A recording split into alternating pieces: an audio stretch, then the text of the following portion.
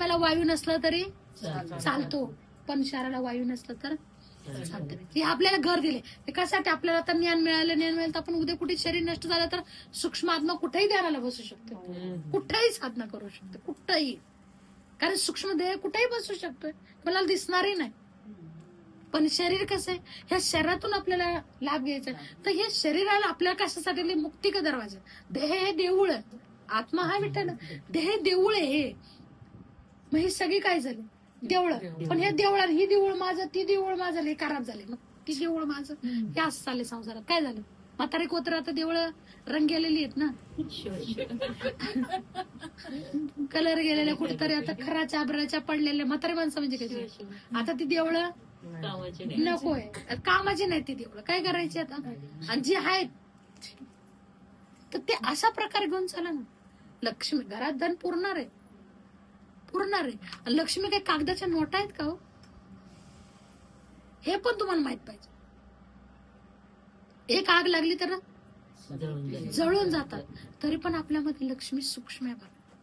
ती सूक्ष्म तुम्हाला लक्ष्मी अनुभवता आली पाहिजे. कशी ती सूक्ष्म आहे ते तुम्हाला काळजी करायची गरज नाही. ती तुमची वेळ बरोबर मारून, तुमच्याकडे 1 रुपया पण तुम्ही बरोबर परदेश फिरून येतात. कसं काय?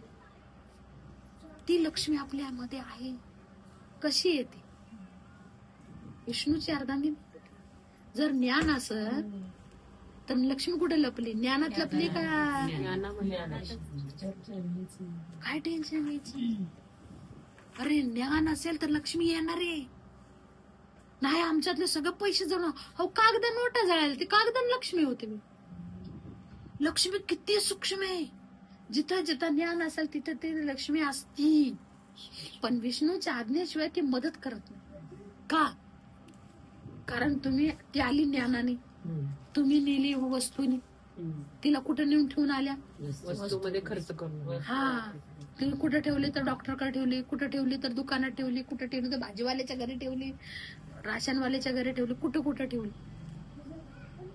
पण आपल्याला कशी पाहिजे? आपण कसं म्हणते, हे नारायणा देवी लक्ष्मीचं जरा मनात आलं, देवी लक्ष्मी तू तर आज ग, पण मला तुझा पती खूप प्रिय, मला तुझ्या पतीची सेवा करू दे, मला तुझ्या पतीची सेवा करू दे.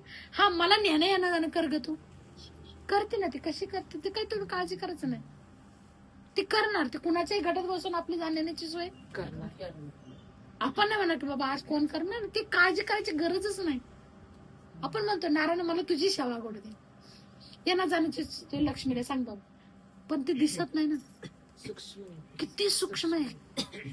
जी विष्णूवर सतत म्हणजे ज्ञानाची लक्ष्मी, ज्ञानलक्ष्मी चालेल.